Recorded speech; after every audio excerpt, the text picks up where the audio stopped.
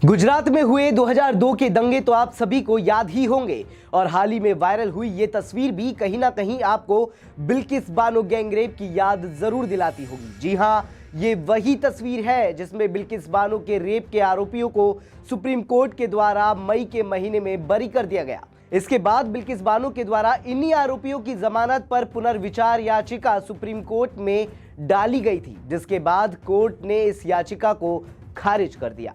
आज इसी बारे में आपको पूरी जानकारी देंगे, लेकिन उससे पहले आप हमारी इस वीडियो को लाइक कर लीजिए, शेयर कर दीजिए, सब्सक्राइब कर दीजिए हमारे चैनल punjabkesari.com को, जिससे आपको और भी नोटिफिकेशंस टाइम टू टाइम मिलती रहे। नमस्कार, स्वागत है आपका punjabkesari.com में।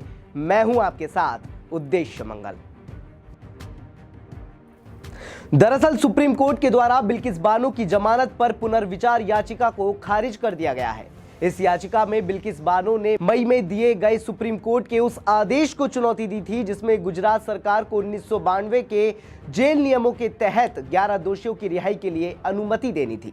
आइए अब आपको बताते हैं कि आखिर बिल्किस बानो की ये याचिका थी क्या।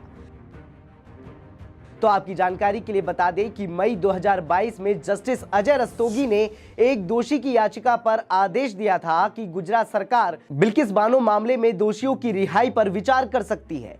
इस मामले में बिल्किस बानो ने कहा कि इसका पूरा ट्रायल महाराष्ट्र में चल रहा है और वहां की रिहाई नीति के तहत ऐसे अपराध के लिए दोषियों को 28 साल से पहले रिहा नहीं किया जा सकता। तो फिर सुप्रीम कोर्ट गुजरात की इस नीति पर विचार क्यों नहीं कर रही, जिसका जवाब देते हुए सुप्रीम कोर्ट ने कहा कि जिस राज्य में अपराध हुआ है उस राज्य की रिहाई नीति उस पर लागू होगी, क्योंकि बिल्किस बानो केस गुजरात से संबंध रखता है और वहां की रिहाई नीति, और यदि दोषियों को सजा कम करवानी है तो वहां की सरकार से अपील करनी थी, जो उन्होंने की। सुप्रीम कोर्ट के उस आदेश के बाद ही रिमिशन पॉलिसी को ध्यान में रखते हुए गुजरात सरकार ने बिल्किस बानो वाले मामले में सभी दोषियों के लिए रिहाई का फैसला सुना दिया, जिसमें कोई कमी नहीं है। बता दें कि इसी 15 अगस्त को गुजरात सरकार ने 2002 के गुजरात दंगों के दौरान बिल्किस बानो गैंगरेप मामले में उम्र कैद की सजा काट रहे सभी 11 दोषियों को माफी देते हुए रिहा कर दिया गया, जिस पर कांग्रेस समेत कई विपक्षी दल और सिविल सोसाइटी के संगठनों ने कड़ी प्रतिक्रिया दी थी और गुजरात सरकार की जोरदार निंदा भी की थी। आइए अब आपको बताते हैं कि आखिर रिमिशन पॉलिसी होती क्या है।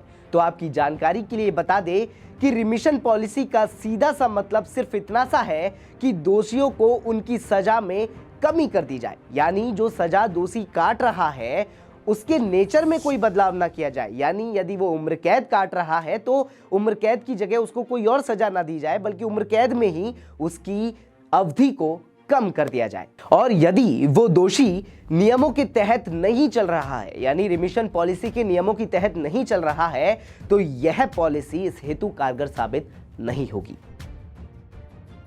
बहरहाल 2002 में हुए दंगों के बाद से लेकर अब तक बिल्किस बानो के आरोपी सजा ही काट रहे हैं, लेकिन अपराध जघन्य था जिसकी सजा मिलना और बिल्किस बानो को न्याय मिलना जरूरी था। आपको क्या लगता है कि सुप्रीम कोर्ट का यह फैसला सही है?